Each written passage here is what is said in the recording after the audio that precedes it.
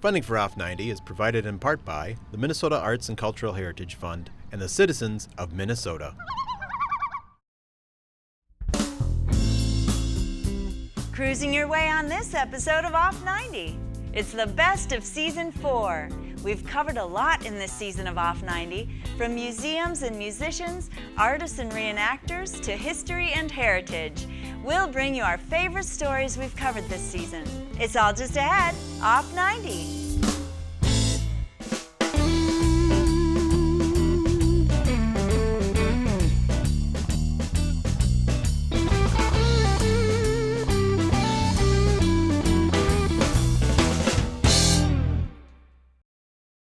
Hi, I'm Barbara Keith, and thanks for joining me on this special episode of Off 90.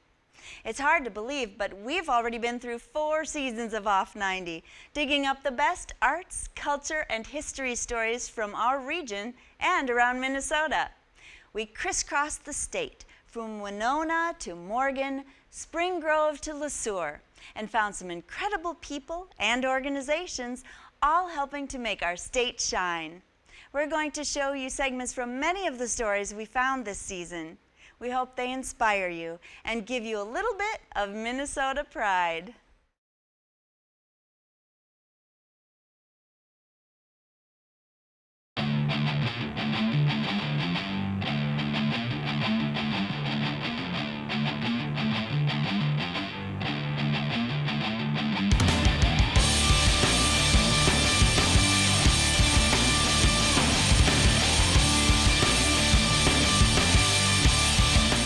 You have this danger factor, you have this nervousness at first of people like, oh my, 2,800 degree molten metal. My name is Carl Lunisch. I live in Pilot Mountain, Minnesota. I'm an artist and I thoroughly enjoy iron pours.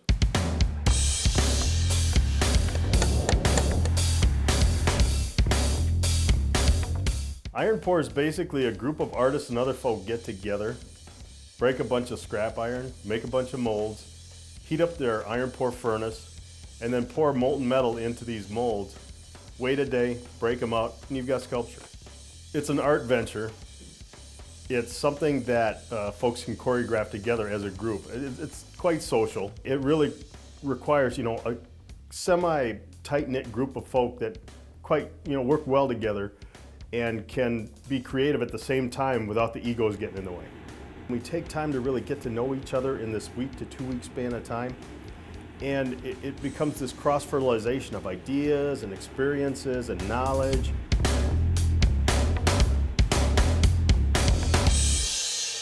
For me, it's a sculptural medium that allows me to get in touch with something primal at the same time something refined in a good balance. The end result is something heavy and sculptural and massive.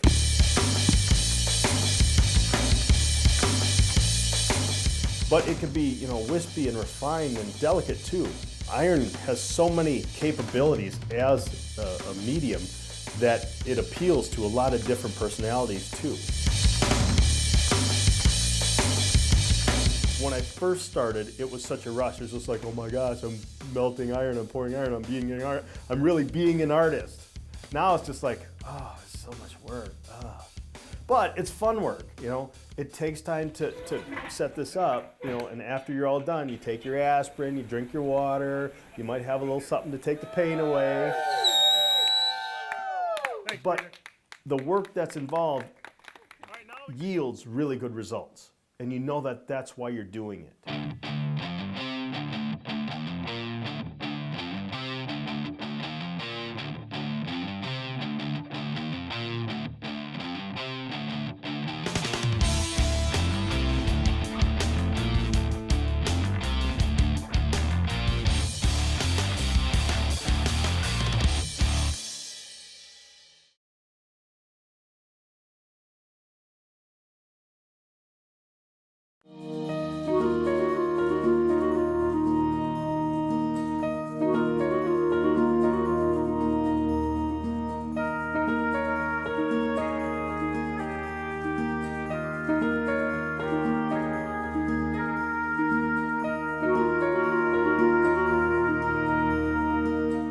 I'm a self-taught artist.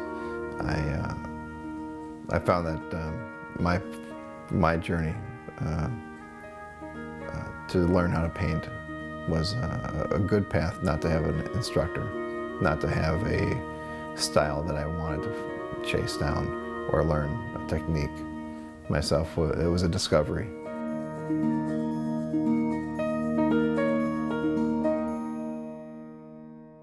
My name is Eric Pinson, and I'm an artist from Key West, Florida, originally from Austin, Minnesota.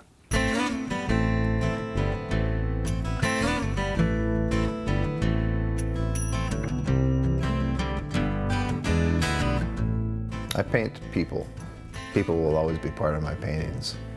I try to tap into something that I get from either somebody I meet, somebody I see, and I try to pull out whatever I'm supposed to pull out from that.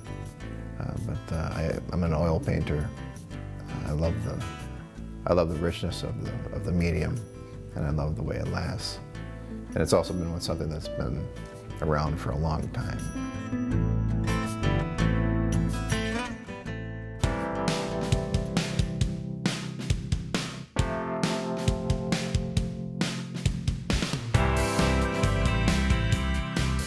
There's a line in the movie Frida, and Diego Rivera says, "If you're a painter, you'll paint. You can't live without it." And that's been the case. I didn't know what I was missing until I actually found what painting could mean to me, and to those around me for that matter. If no one ever bought another painting, I know where I'd be tomorrow. I'd still be sitting in front of the easel. That's where I'm home. So there's not even really a choice anymore. If this body decides to quit and I can't do painting in the way that I've done it before, maybe I'll do something else creatively. But painting itself is the rock, it is the cornerstone. I'm happiest when I'm at the easel.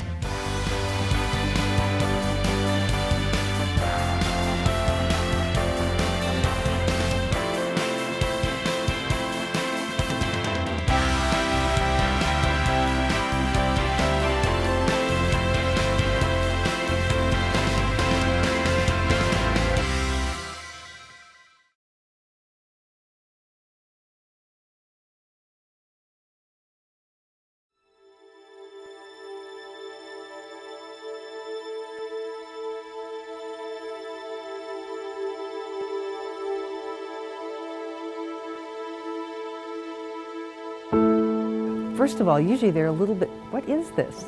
Anyway, why is it out here? And then as you tell them how it was made, how long it took, they're just amazed. And it isn't very long before I'll tell them, go ahead and turn a page. And they're turning pages and they go, oh, look at this, or look at this. How did they do this? And it's awesome. It's unbelievable what it is. It's a very personal experience to see a work of art, and people sometimes see a book, they sometimes see art, they sometimes see a Bible. People are touched by it, maybe is how I would say that it reaches some level of, I don't know if the word is awe, but some level that's a little deeper than just the book off the shelf normally. It's a book. We have a library full of books, and it's been an important book throughout history, and that's what we do, is books. Every time I come, I see something new. You know, a portion of a drawing that's different, or I didn't notice that figure was there. One of my favorites is the one right at the beginning of the whole thing, the creation story in 7 days. But there are the 7 panels for the 7 days of creation. We have a picture from the Hubble telescope of the Fertile Crescent. We have reproductions of cave drawings, Aboriginal cave drawings from Australia. So St. John's Bible, it's a Bible for today. It is Hebrew. Hebrew, very good. I'm impressed.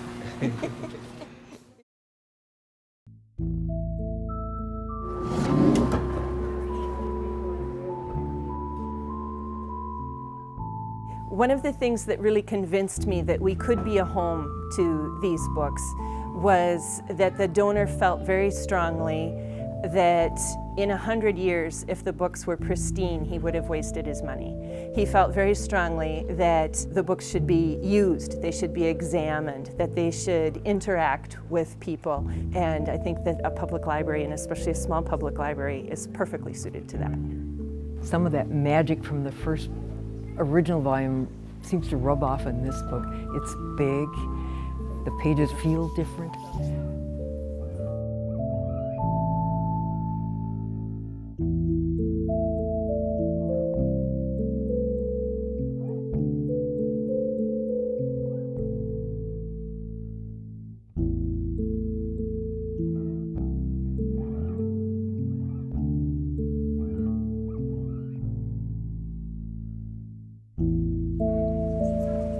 It's a work of art. It's a true work of art.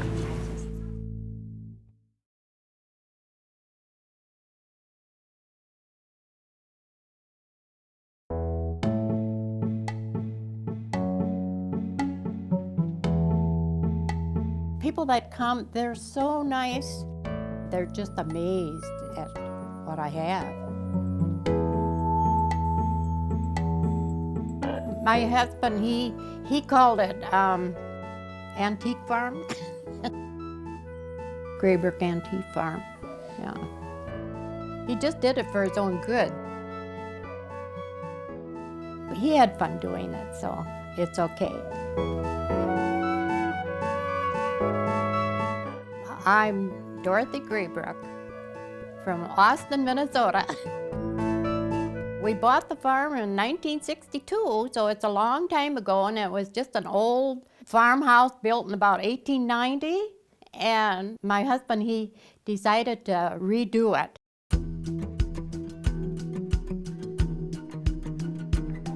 And then in the 90s, he got with the tractors.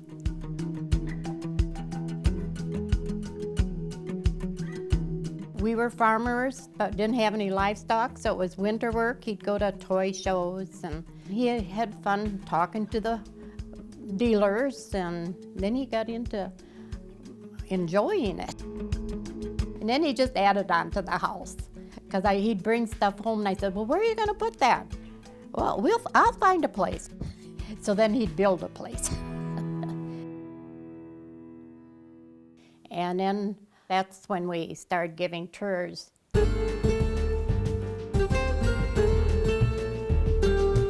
He enjoyed doing it, and he just had the knack for it.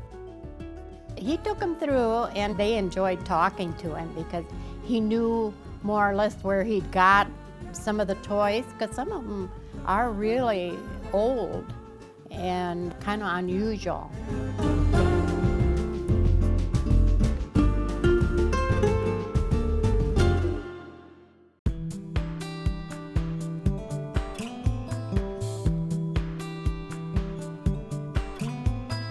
At one time he said he had 800, but I think he bought more after that, so I'd say about 900 tractors.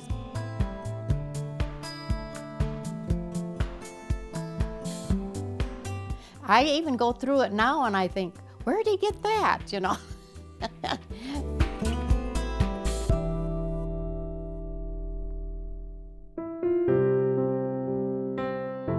He didn't tell me what to do with it after he passed away, but they're in a good place, so they'll probably stay there.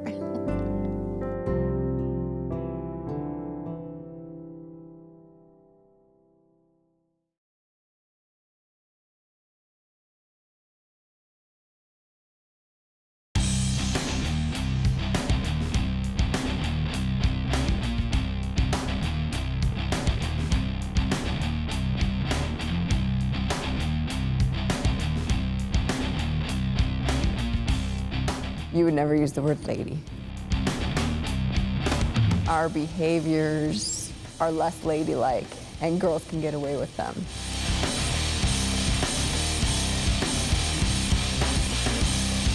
I love to skate. When else does an adult woman get to put on fishnets?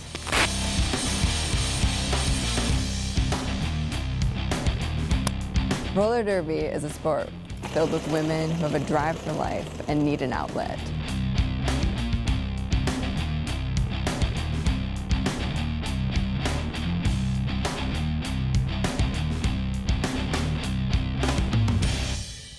I'm Shelby Ruthless, head referee for the Med City Mafia.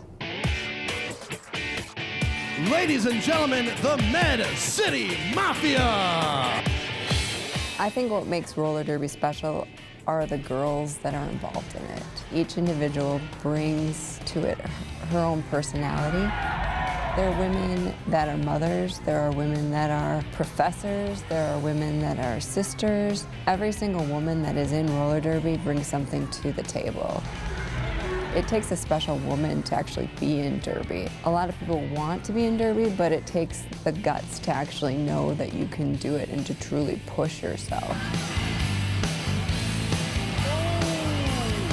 Whirligig makes her own hole. She is lead jammer. When anyone goes to the bout, what they're hoping to see is a big fall.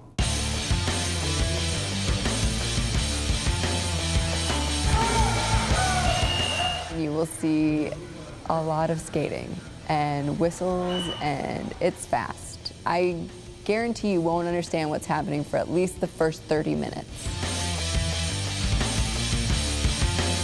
It takes time, even though we do a slow-mo demo and we explain what's gonna happen, until you actually see it and realize this isn't what I was expecting. Some people say, oh, where's the ball? There's no ball in roller derby. Or why didn't they hit each other with a chair? Or why is it flat? We play flat track roller derby. All their misconceptions are thrown out the window and they have to re-realize what they're seeing or reprocess it at least. But I think at the end of the bout, everyone is happy they came and ready to see some more.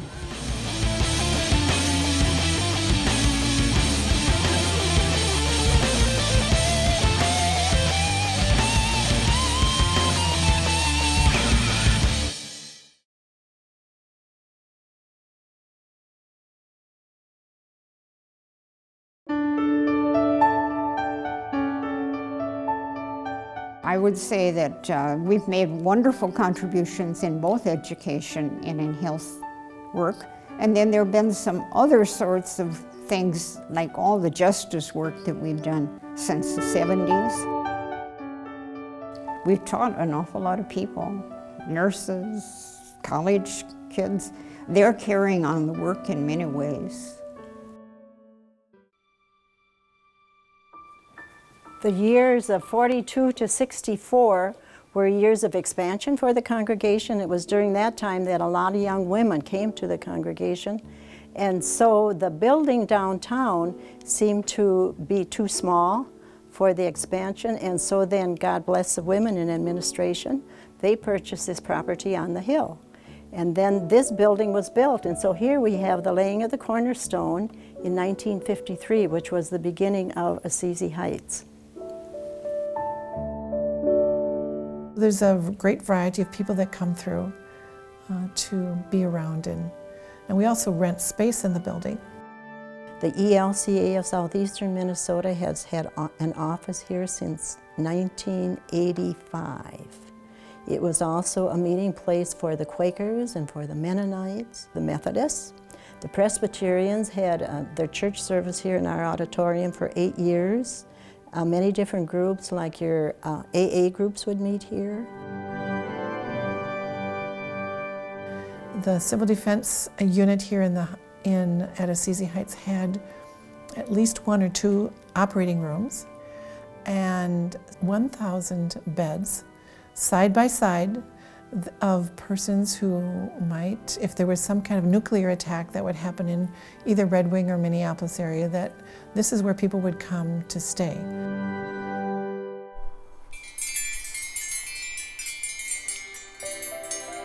Some of these people come here to get refreshed again, to have a new spin on what's happening in their own life. So peace and quiet is one of the things that we offer here, and people come for that alone.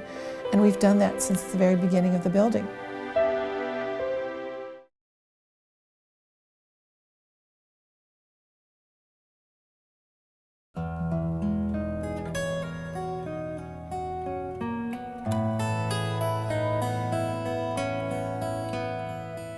When people look at my art, they are seeing real life, rural America. I don't try to paint anything sugar-coated or magical in my work. My work is really the cross-section of rural America.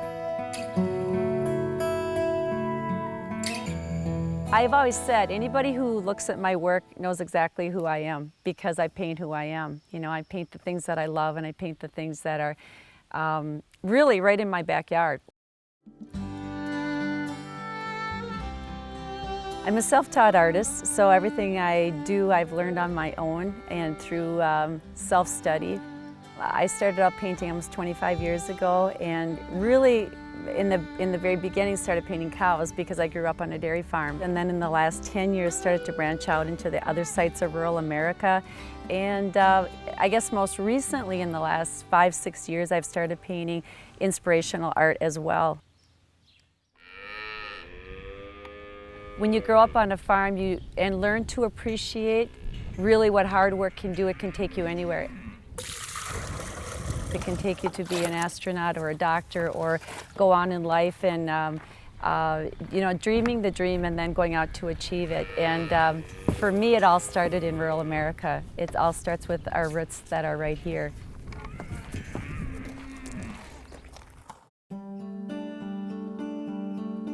I think securing those images on canvas and promoting it, number one is a commitment and a testimony to my love of agriculture and the lifestyle that we live.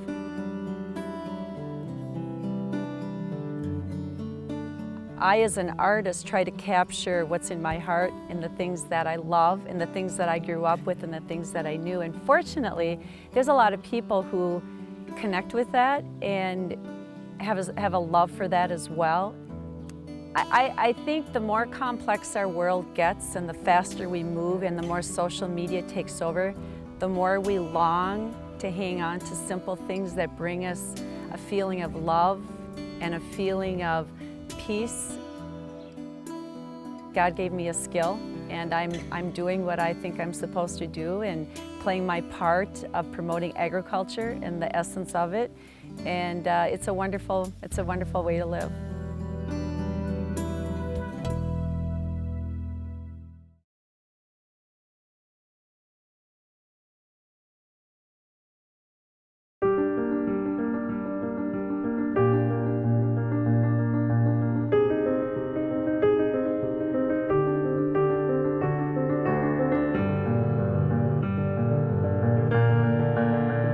Today we're watching a training burn for all the fire departments in Moore County, and actually a few were invited from other counties as well.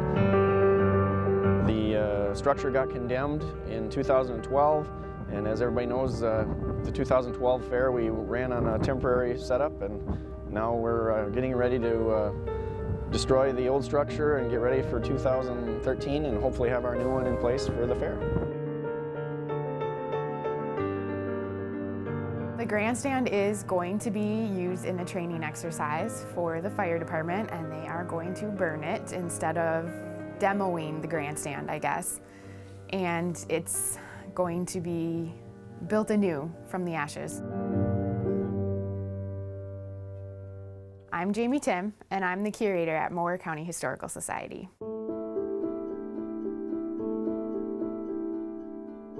People tell me that they remember as a child going with their families to see the car races, the horses, the wagon races.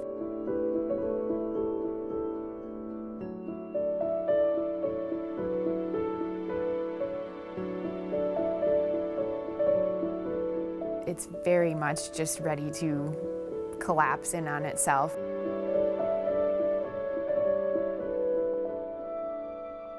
There's mixed emotions about the old one going away. The current grandstand was built in 1938 as part of a New Deal program called the Works Progress Administration.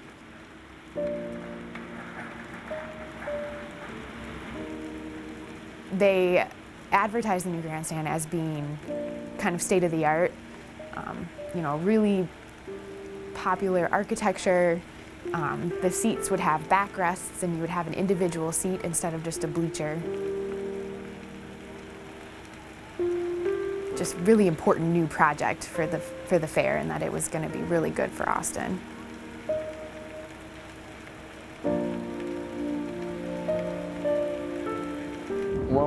proposing a new aluminum type structure with a cover on it. It'll be similar size, seating wise, but just new, safer.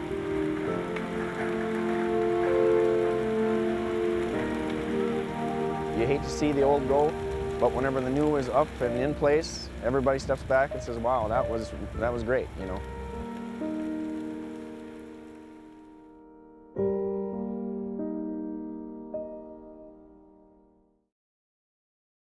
That's all for this episode. Thanks for watching. See you next season, Off 90.